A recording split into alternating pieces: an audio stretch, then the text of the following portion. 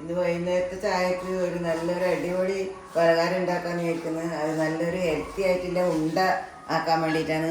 അപ്പോൾ അതിന് വേണ്ടുന്ന നമ്മളിപ്പം പിന്നെ ഒരു ഗ്ലാസ് അരി എടുത്തിട്ടുണ്ട്. പിന്നെ അത് റേഷൻ അരിയാണ്. പിന്നെ ഒരു ഗ്ലാസ് അതുപോലെ ഗോതമ്പ്, പിന്നെ അതേപോലെ തന്നെ റാഗി ഒരു ഗ്ലാസിൻ്റെ അടുക്ക് എടുത്തിട്ടുണ്ട്. റേഷൻ പുഴുങ്ങലരിയാണ് എടുത്തിന്. അപ്പോൾ കുഞ്ഞക്കാലം ഇത് ഭയങ്കര ഇഷ്ടമാവും, ഹെൽത്തിയാണ്, നല്ല പ്രോട്ടീൻസും അയൺസും എല്ലാം ഉള്ളതാണ്. പിന്നെ ഇനിയിപ്പോൾ നമുക്ക് ആക്കിയിട്ട് പറയാം ബാക്കി. ഇതിപ്പോൾ നമുക്ക് അരിയും പിന്നെ ഗോതമ്പും ഒന്നിച്ചിട്ടിട്ട് ഒന്ന് കഴുകി വൃത്തിയാക്കിയിട്ട് എടുക്കാം. റാഗി പിന്നെ വേറെ തന്നെ നമുക്ക് കഴുകിയിട്ട് എടുക്കാം. അത് ചെറിയതായതുകൊണ്ട് അത് കഴുകുമ്പം പിന്നെ ഒന്നിച്ചായാൽ ശരിയാവില്ല.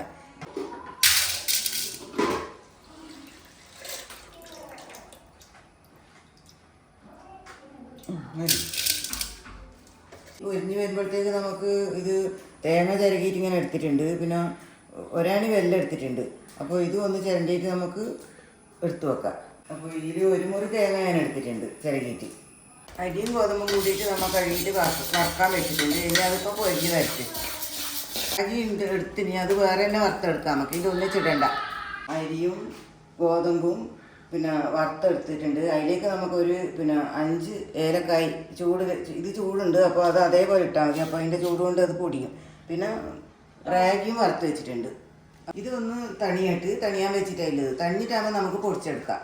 റാഗി ഇപ്പം നമ്മൾ വേറെ തന്നെ പൊടിച്ചിനി അത് ഇതിലേക്ക് പാത്രത്തിൽ നമുക്ക് ഇടാം. എന്നിട്ട് പിന്നെ മറ്റേത് പൊടിക്കാൻ വെക്കാം. ഗോതമ്പ് അരി പൊടിക്കുന്നതിൽ നമുക്ക് ഇത്ര കുറച്ച് ഒരു ഉപ്പ് ഇടണം. എന്നിട്ട് ഇതെല്ലാം കൂടി നമുക്കൊന്ന് പൊടിച്ചെടുക്കാം. ഇത് നമ്മൾ അരിയും ഗോതമ്പും പിന്നെ പൊടിച്ചെടുത്തിട്ടുണ്ട്. അപ്പോൾ ഇതിലേക്ക് പിന്നെ കുറച്ച് പൊടി മിക്സിയിൽ ആക്കി വെച്ചേക്കണം ജാറിൽ. എന്താ വെച്ചാൽ തേങ്ങയും വെല്ലും കൂടി തീയിലിട്ടിട്ടാണ് നമുക്കൊന്ന് ഒതുക്കിയെടുക്കേണ്ടത്. ഇനി നമുക്കിത് ഇതിലേക്ക് ഇടാം.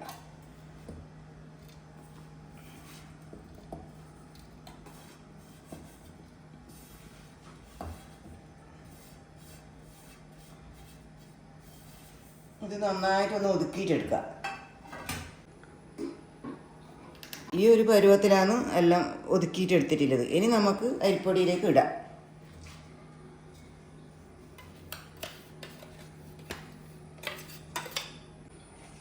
ഇത് നമുക്ക് എല്ലാം കൂടി ഒന്ന് മിക്സാക്കാം.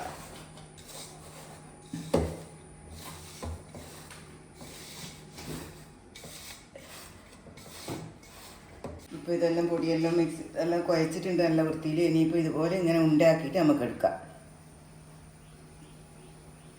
നമ്മൾ ടേസ്റ്റിൽ ഉണ്ട റെഡിയാക്കി വെച്ചിട്ടുണ്ട്. അപ്പോൾ കുഞ്ഞക്കും എല്ലാം നല്ല ഇഷ്ടമാകും, അതുകൊണ്ടാണ് ഇങ്ങനെ ആക്കിയത്.